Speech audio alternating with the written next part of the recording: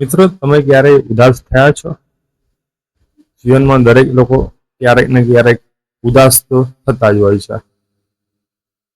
જ્યારે તમે ઉદાસ થયા ત્યારે તમે અનુભવ્યું હશે કે તમારું શરીર આખું ઢીલું પડી ગયું છે. આવું કેમ થાય છે? રામાયણમાં કહ્યું છે કે ઉદાસી છે ને એ મનુષ્યની શરીરની સમસ્ત ઇન્દ્રિયોને ખાઈ જનારી વસ્તુ છે. એટલે કે ઉદાસી તમારી ઇન્દ્રિયોની જે શક્તિઓ હોય છે ને તેને ખાઈ જાય છે. એટલે માણસ ઉદાસ હોય અને કોઈ કામ કરે ને તો તેના કોઈ કામમાં ભલીવાર નથી આવતો. એટલે તમારે ક્યારેય ઉદાસ ના થવું. તમે જોઈ રહ્યા છો તર્ક અને તથ્ય. આપણે આપણી વાત આગળ વધારીએ ને એ પહેલા નમ્ર વિનંતી છે કે ચેનલને સબસ્ક્રાઇબ કરો, વિડીયોને લાઈક અને શેર કરો.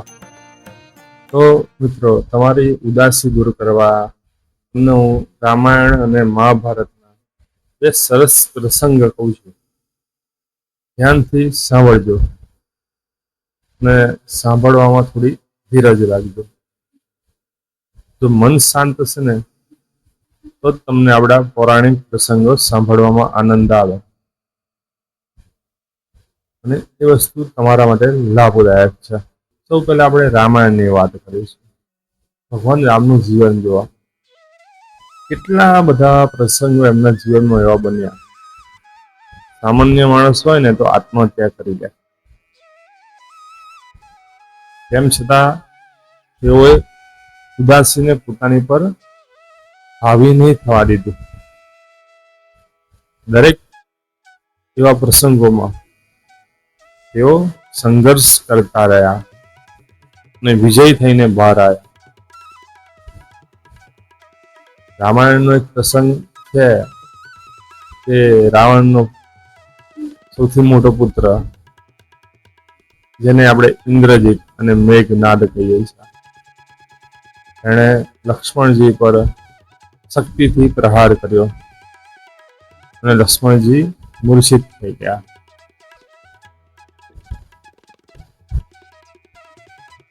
તો બધા ઉદાસ થઈ ગયા, પરંતુ હનુમાનજી ઉદાસ નહોતા થયા. તેઓએ વિચારવા માંડ્યું કે હવે શું કરવું, આ પરિસ્થિતિમાંથી કેવી રીતે બહાર આવવો.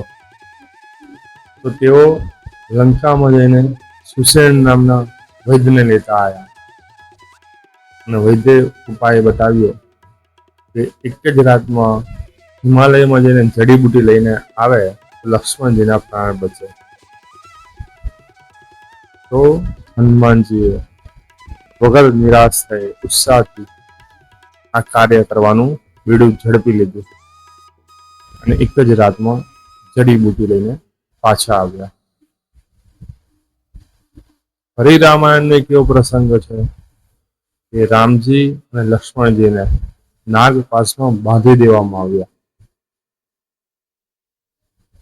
સમગ્ર વાનર સેના ઉદાસ થઈ ગઈ, પરંતુ હનુમાનજી ના થયા.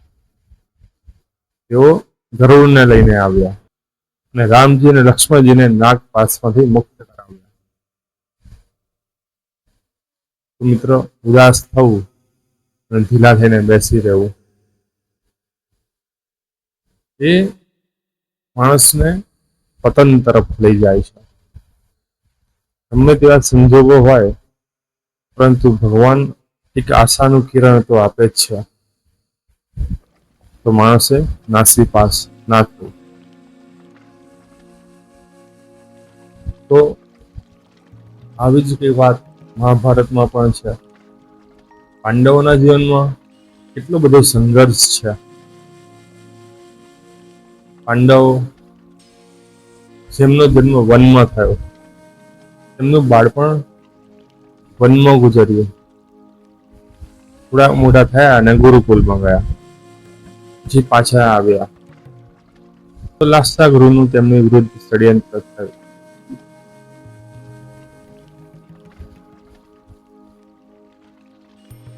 આવા ષડયંત્રો વારંવાર થતા રહ્યા. મહેનતથી પાંડવપ્રસ્થને ઇન્દ્રપ્રસ્થ બનાવ્યું, તો ચુવાલનું ષડયંત્ર તેમની વિરુદ્ધ રચાયું અને તેઓને વનવાસ પ્રાપ્ત થયો.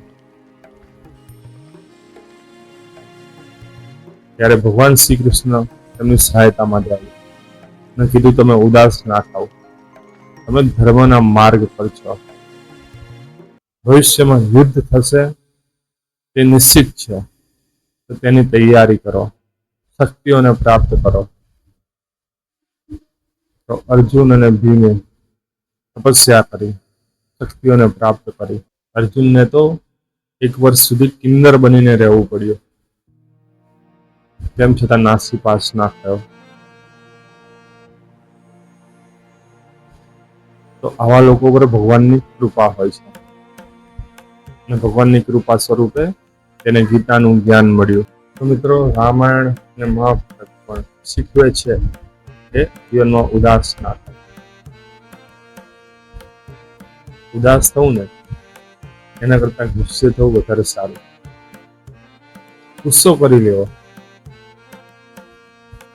પણ ઉદાસ ના થવું. તો મિત્રો, આ રામાયણ અને મહાભારતના પ્રશ્નો આપણને પ્રેરણા આપે છે અને આપતા રહેશે. તમને આ વિડીયો પસંદ આવ્યા હોય તો ચેનલને તમે સબસ્ક્રાઇબ કરો, તમને વિડીયો બનાવવાની પ્રેરણા મળે.